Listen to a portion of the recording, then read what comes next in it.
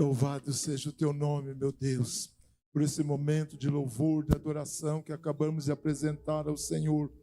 Deus, receba a nossa adoração, receba o nosso louvor. Nós cremos, Pai, que a presença do Senhor está neste lugar. Amém. Nós cremos que a unção do Teu Espírito já foi em parte derramada sobre o culto desta noite, na ministração do louvor. E cremos que esta, ó Deus, novamente a Tua palavra agora vai fazer com que a presença do Senhor, a glória do Senhor vá se manifestar nesse lugar de uma forma poderosa. Usa, Deus, usa a boca do teu servo, Deus, como instrumento do Senhor, que cale o homem, mas que fale a voz do teu Espírito, que o teu Espírito tenha liberdade para falar aos corações, usando da tua palavra nesta noite. Assim nós oramos e te agradecemos em nome de Jesus. Amém. Podeis assentar, nós vamos dar oportunidade à entrega dos dízimos, saída das crianças. No final nós cantaremos a música de missões, encerrando nessa noite. Aqueles irmãos que vieram preparados para entregar dízimos, ofertas, primícias, têm oportunidade. Senhor, abençoa esses nossos irmãos que nesta noite estão dirigindo ao teu altar para entregar parte da sua renda, parte daquilo que o Senhor tem colocado nas mãos dos teus filhos, das tuas filhas. Pai, abençoa em nome de Jesus cada uma dessas ofertas, cada um desses nossos irmãos. Pai, e trabalhe nesses corações, provendo bênçãos espirituais e materiais sem medida, de acordo com o ensino, o princípio da tua palavra. Assim nós oramos e te agradecemos em nome de Jesus. Amém e amém. Quero que você abra a sua Bíblia, Evangelho de Mateus, capítulo 7, versículo 24 a 27. Lembrando, como tenho falado aos irmãos, que nós estaremos ministrando em algum tempo em textos bem fáceis, em textos que os irmãos já estão acostumados a ouvirem mensagens.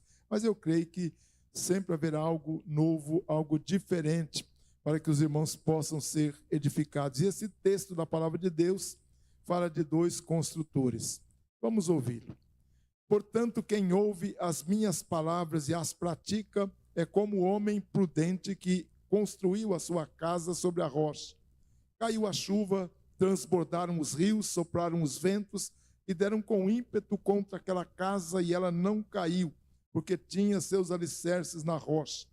Mas quem ouve essas minhas palavras e não as pratica, como o insensato que construiu a sua casa sobre a areia. Caiu a chuva, transbordaram os rios, sopraram os ventos e deram com ímpeto contra aquela casa e ela caiu, e foi grande a sua queda. Irmãos, o contexto dessa parábola que acabamos de ler se trata aqui de uma parábola contada por Jesus. O contexto dessa parábola nos mostra Jesus na encosta de uma montanha, cercado por uma grande multidão. Ele acabara de proferir o sermão mais importante de seu ministério, que é o chamado Sermão do Monte ou Sermão da Montanha. E neste sermão, o Senhor abordou alguns temas bem importantes, como as bem-aventuranças, o amor aos inimigos, a oração e o jejum, e, entre outros itens. E principalmente Jesus fala aqui sobre a fé e a confiança em Deus. E neste texto que lemos, ele chegou à conclusão do seu sermão. Como Senhor e Criador do universo, Jesus não está interessado apenas em ouvintes ávidos, atentos, mas ele pensa em ouvintes que sejam sábios, construtores e principalmente construtores inteligentes. Isso é o que Jesus está pensando aqui. Ele falou de duas casas, dois construtores e dois alicerces. E a pergunta que nós fazemos logo no começo da nossa fala nesta noite é a seguinte: em qual tipo de terreno estamos construindo a nossa vida? Já que o que Jesus queria, de fato, mostrar aqui que não se trata de apenas uma construção de cimento, de tijolos, mas pensando na vida.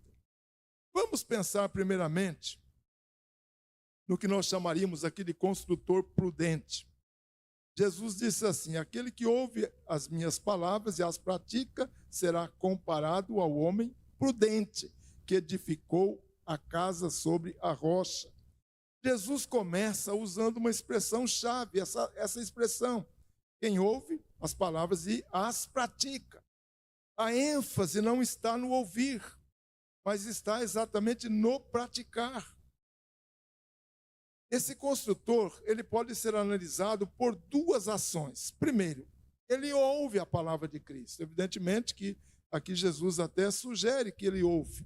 Ele tem contato com a verdade. Ele se senta aos pés do Senhor para ouvi-lo. E Jesus tinha tido essa experiência momentos antes no Sermão da Montanha. É interessante que a palavra de Deus fala que a fé vem pelo ouvir a palavra. Há um texto bem conhecido que nós costumamos citá-lo, ali em Romanos 10, 17, que fala que a fé vem pelo ouvir, e ouvir a palavra ou a mensagem, e a mensagem é ouvida mediante a palavra de Cristo. Então ele ouve a palavra. Segundo ponto, ele pratica a palavra. Temos aqui, irmãos, um grande diferencial. O construtor não é apenas um ouvinte esquecido, mas um praticante das verdades de Deus. Ele é um praticante. A sabedoria de alguém não está no conhecimento adquirido através, ou até mesmo acumulado através do tempo, mas está no exercício da obediência e da prática da palavra de Deus. Muitas vezes nós conhecemos muito da Bíblia, mas não praticamos quase nada daquilo que nós conhecemos. E conhecer sem praticar não tem valor nenhum diante de Deus. Jesus certa vez disse aos discípulos o seguinte: se vocês me amam, vocês obedecerão os meus mandamentos, ou seja, vocês vão praticar aquilo que eu estou ensinando. Voltando ao homem da construção, ele se preocupou também com o alicerce. Veja que ele construiu sobre a rocha. Sua construção não foi edificada de qualquer maneira, porque construir sobre a rocha exige um grande esforço. Isso não é fácil. É necessário cavar. Quem já trabalhou pelo menos de servente de pedreiro como eu alguma vez na vida, já fiz isso. Você sabe o que é. É cavar profundamente até encontrar aquela base sólida, nivelar o terreno, preparar a base para depois lançar o alicerce. Ele se preocupou com isso. A construção com base na rocha envolve muito trabalho, muito mais do que possamos imaginar, ou muito mais do que estar colocando tijolos sobre a areia. Esse construtor sabia o que era importante. E ele sabia que não era a rapidez da construção, ele poderia ter construído num tempo muito mais rápido, mas ele sabia que a segurança daquela construção deveria ser posta em primeiro lugar. Isso aconteceria ele fazendo o quê? Uma boa fundação. Tá? Outro ponto relacionado a esse primeiro construtor. Ele foi provado pelos elementos da natureza. Diz o texto: desceu a chuva, vieram as enxurradas, sopraram os ventos, bateram com ímpeto contra aquela casa. Ou seja, as intempéries da vida, as dificuldades, tempestades, elas vieram para os dois construtores. Nós vamos falar um pouco ainda mais na frente do outro construtor. Jesus nunca prometeu uma vida sem problemas para quem o segue. Há um evangelho distorcido, errado, que diz que se a pessoa se converte, ela pode ficar milionária, ela não vai ter mais problemas, ela vai ter as suas enfermidades curadas. Isso até é possível que aconteça, mas isso não é regra. Pelo contrário, Jesus disse que no mundo nós teríamos aflições. E essa é a grande verdade. Muitas vezes, como crentes, nós entramos em tantas aflições que às vezes duvidamos até se somos crentes ou não. Quantas vezes o irmão, a irmã é acossado por essas tribulações, por essas dificuldades, e às vezes chegamos ao ponto até de exaustão por causa delas. O que eu quero dizer é que a rocha não interrompe a tempestade. A tempestade virá. Mesmo que você esteja firmado na rocha, ela virá. Mas o que a rocha garante é a estabilidade da construção durante a tempestade. Nós vimos que a casa não caiu porque ela tinha fundamentos sólidos. Vamos pensar um pouco agora no construtor seguinte. Ele é chamado de construtor insensato. Diz assim: todo aquele que ouve essas minhas palavras e não as pratica será comparado ao homem insensato que edificou a sua casa sobre a areia. Veja que o contraste aqui é chocante. O segundo homem também ouviu as mesmas palavras.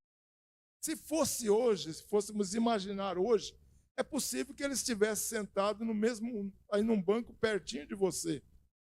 Ou estivesse na mesma igreja, ouviu o mesmo sermão, as mesmas coisas, participou do mesmo culto.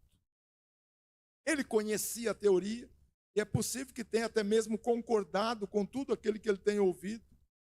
É possível que ele tenha cantado os mesmos cânticos, mas ele nunca esteve disposto a praticar aquilo que ele ouviu. Aqui está a chave, aqui está o problema. Alguns aspectos relacionados a este homem. Primeiro, o alicerce da sua construção foi fundamentado onde? Na areia. Edificar sobre a areia é bem cômodo, é muito mais prático, menos cansativo, não exige esforço, é bem mais rápido, não é necessário cavar profundamente, não exige nenhuma preparação, simplesmente dá uma planadinha ali, joga o tijolo, a areia e vai construir. Irmãos, isso tem a ver, sabe com o que? Isso na prática, numa simbologia, isso tem a ver com aquela religião superficial. Tem a ver com um evangelho sem compromisso. Trata-se de uma fé que não internaliza Deus no coração e nem transforma a vida. A areia pode representar tudo o que não é a rocha, como sentimentos, tradições humanas, filosofias, autossuficiência, soberba, riquezas, bens materiais, e poderíamos aqui citar um monte de outras coisas que poderiam caber muito bem aqui dentro da simbologia do que seria construir sobre a areia. A tragédia não atingiu apenas a primeira construção, atingiu também a segunda. A mesma tempestade veio sobre a primeira casa e veio também sobre a segunda casa. Ou seja, as provações vêm para todos, crentes e não crentes. Às vezes as provações vêm até mais para crentes, porque Deus também nos prova. E nós precisamos entender que nós não estamos isentos das dificuldades, das provações. A diferença é que esta segunda casa não fora construída de maneira adequada e o resultado foi diferente da primeira casa, ele foi consequente e dramático. Diz o texto, sendo grande a sua ruína, ou seja, aquela casa desabou. A queda não foi simplesmente uma rachadura na parede, uma telha quebrada. Nós pensamos isso nas nossas casas, ou um cano de água vazando, ou uma torneira que espanou, mas foi uma avalanche total de destruição, ou seja, as paredes daquela casa vieram abaixo e tudo aquilo que fora construído desabou num instante. Irmãos, a vida que é construída sobre a areia, ela pode até parecer muito bela por fora. Eu creio que a aparência daquelas casas deveria ser até a mesma, na linguagem de Jesus. Se você olhasse a casa do primeiro construtor e a casa do segundo construtor, provavelmente você não notaria a diferença. Porque a diferença, ela apareceu quando veio a tempestade. Essa casa, ela não resistiu às tempestades, assim como uma vida superficial não resiste quando chega a tempestade, principalmente o juízo de Deus. E o que Jesus estava pensando realmente era no juízo de Deus que viria sobre esse segundo homem devido à sua displicência, devido à sua falta de firmeza em Deus. Vamos fazer agora algumas aplicações de tudo aquilo que falamos até agora. Em primeiro lugar, precisamos identificar, como está o nosso alicerce. Em que alicerce você tem construído a sua vida? Será que você tem construído a sua vida sobre areia? Sobre coisas superficiais? Sobre coisas que de um momento para o outro você pode perder tudo? Ou será que você tem construído sobre a rocha? A areia, ela pode representar a nossa justiça própria, evidentemente, os nossos talentos, nossa conta bancária, nosso orgulho, nosso emprego, ou até mesmo a aprovação das pessoas. Tudo isso é instável, tudo isso pode desabar de um momento para o outro.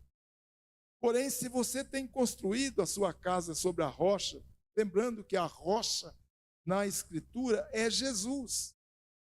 Quando Paulo está escrevendo a sua carta aos Coríntios, falando lá do Antigo Testamento, ele fala algo interessante do povo de Deus daquela época.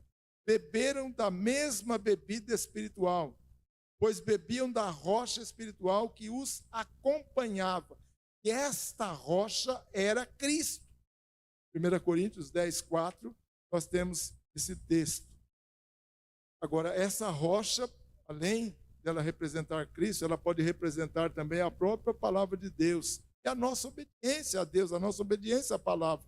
Há um texto de Isaías bem interessante que eu quero colocar aqui, que diz o seguinte: se vocês estiverem dispostos a obedecer, comerão os melhores frutos desta terra. Mas se resistirem e se rebelarem, serão devorados à espada, pois é o Senhor quem faz.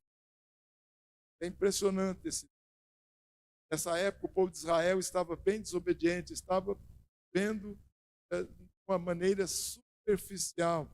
E o profeta vem, mostra, eles estavam vivendo daquela forma, estavam sofrendo, não estavam obedecendo a palavra. Por essa razão, eles não estavam comendo os melhores frutos da terra. Comer os melhores frutos da terra aqui é ter uma vida estável diante do Senhor. Outro ponto de aplicação. As tempestades certamente virão. Elas vão chegar para mim, para você, para cada um de nós. As chuvas, ventos, enxurradas, águas. A gente tem vivido um tempo agora que, dependendo do lugar que você vive, principalmente algumas regiões de São Paulo, Rio de Janeiro, ou até mesmo no sul, cidades próximas a rios. Então, vem a chuva e aquelas enxurradas levam casas inteiras embora. Essas chuvas virão, essas enxurradas virão. São as tribulações, são as tentações que chegam até nós. E principalmente também o juízo de Deus.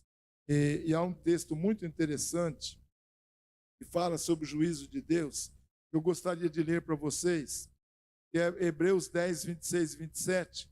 Fala assim: se continuarmos a pecar deliberadamente, depois de recebermos o conhecimento da verdade, já não resta mais sacrifício pelos pecados, tão somente uma terrível expectativa de juízo e de fogo intenso, que há de consumir os inimigos de Deus.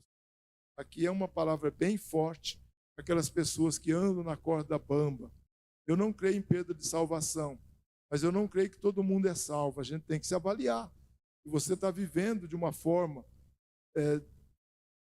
displicente diante de Deus, vivendo uma vida conforme o vento leva, sem qualquer preocupação de uma santificação, de uma vida em Deus, é possível que você esteja enquadrado num texto como esse. Ou resta o quê? Uma expectativa de juízo e de fogo intenso que há de consumir os inimigos de Deus.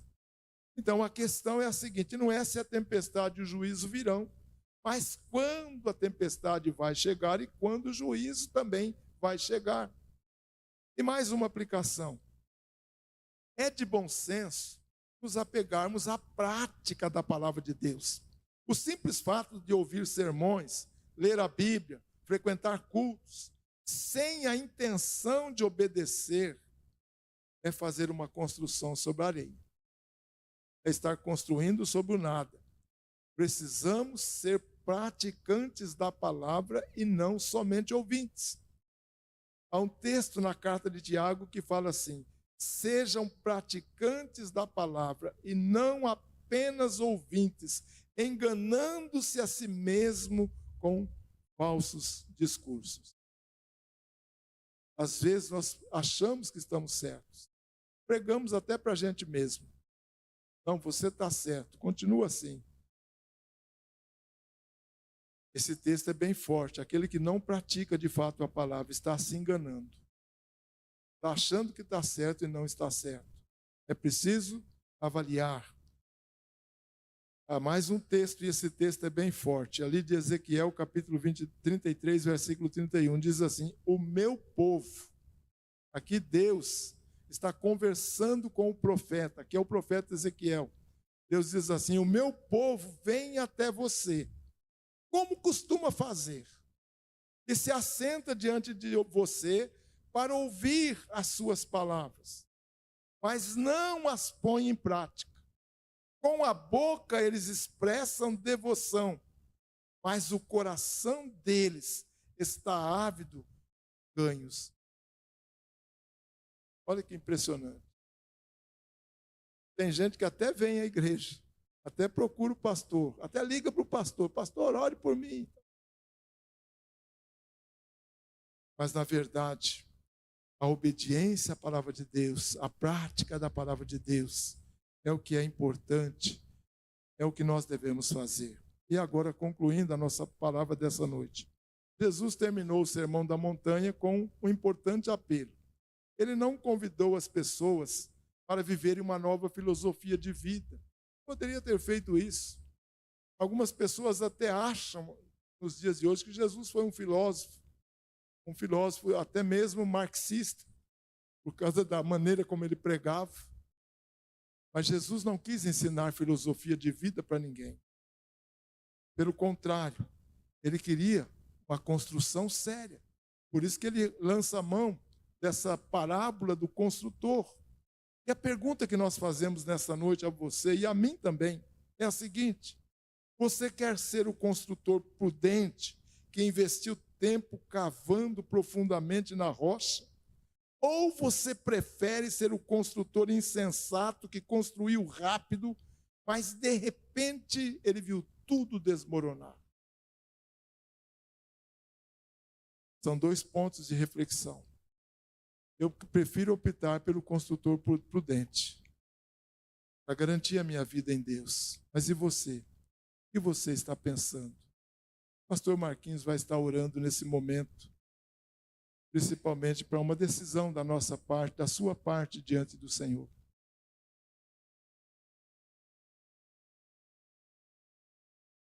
Feche os teus olhos, abaixa a sua cabeça neste momento, vamos meditar nestas palavras.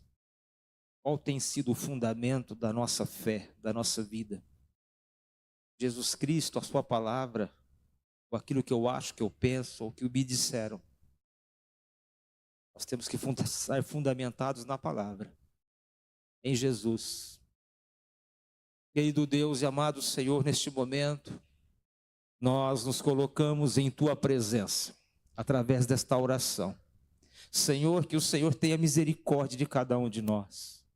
Eu te peço, Espírito Santo, que esta palavra que hoje foi ministrada aqui neste púlpito esteja alcançando os corações de todos os ouvintes e operando aquilo que te apraz. A tua vontade, Senhor, prevaleça no coração de cada um. Esta palavra traga reflexão, traga, meu Deus querido, quebrantamento diante de ti, arrependimento de pecados e de comportamentos inadequados diante da graça e da fé e da tua palavra, e que todos estejamos voltando-nos para o Senhor, lançando a nossa vida sobre um fundamento único e verdadeiro e firme que nos guarda de todas as tribulações, que é a tua palavra, que é o Senhor Jesus Cristo. Que cada coração esteja hoje recebendo deste maná e se fortalecendo em ti. Esta é a oração que nós fazemos diante do Senhor, meu Pai, em nome de Jesus. Amém. Nós vamos ter o cântico de missões.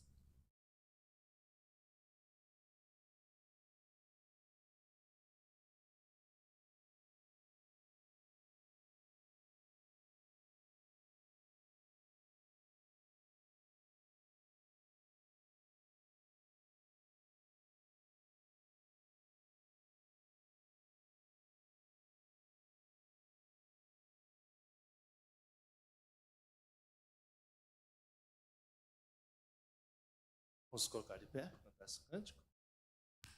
Encerramos o mês, né? Mas vamos continuar orando pelos nossos missionários e fazendo a obra também, que é anunciar o Evangelho de Cristo para outras pessoas, né?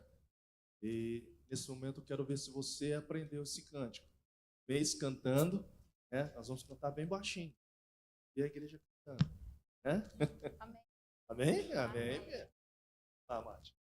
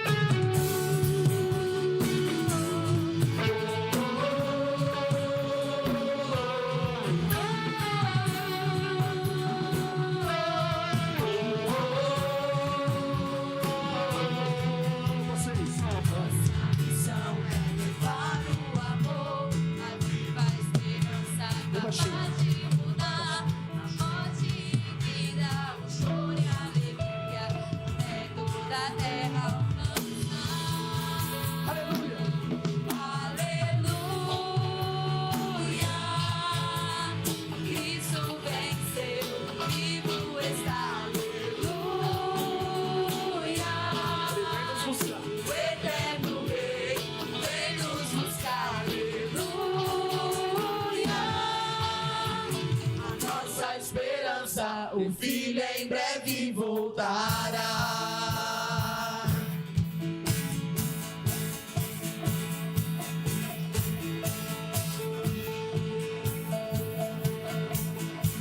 Pra sempre, e sempre, pra sempre, tu vivo está. Pra sempre, e sempre, pra sempre, Senhor reinará. Pra sempre, e sempre, pra sempre, vamos anunciar.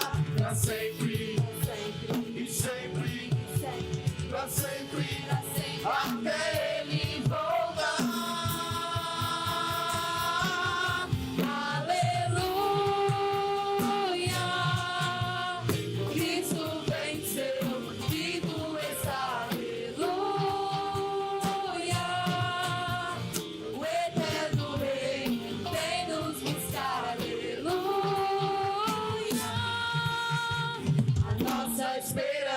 O Filho em breve voltará.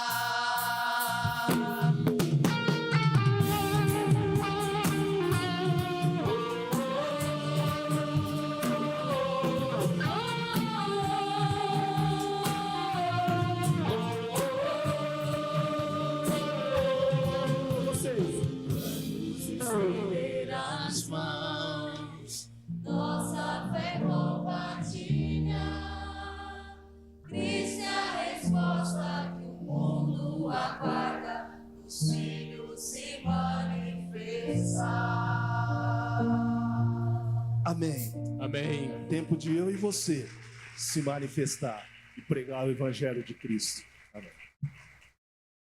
Jesus disse, ide por todo o mundo e fazer o quê? A toda criatura. Antes da bênção, pastor Marcos Pereira, ore pelos missionários, por favor.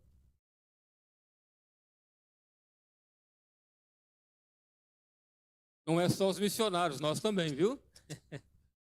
Pai, nós nos colocamos diante da Tua presença. Primeiro, Senhor, para agradecer ao Senhor pela Tua presença aqui no nosso meio. Amém. E sabemos que o Senhor Deus esteve aqui, está aqui falando aos nossos corações. Queremos também colocar agora diante do altar a vida, Senhor, de cada missionário, Amém. de cada homem e mulher, que tenha, ó Deus, se colocado à Tua disposição para, ó Deus, anunciar a Tua palavra, tem deixado os seus lares, suas Deus. casas, tem, ó Deus, realmente cumprido o chamado que o Senhor Oh, Pai. Jesus. Senhor, derrame a cada um deles a Tua Amém. bênção, a Tua paz, a Tua presença, que eles possam, Deus, estar cada dia sendo revestidos do poder do Teu Espírito, ó Amém. Pai, para continuar anunciando a Tua palavra. E nós, ó Pai, que também sejamos missionários aqui onde estamos, ó Pai.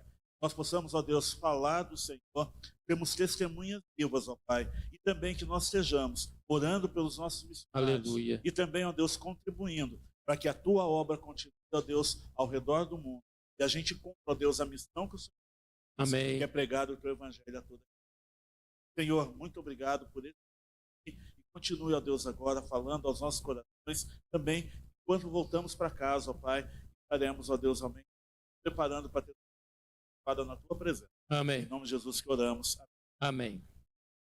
A graça do Senhor Jesus Cristo e o amor de Deus e a comunhão do Espírito Santo seja com você, meu irmão, agora e para sempre. Amém. Deus abençoe, uma ótima semana.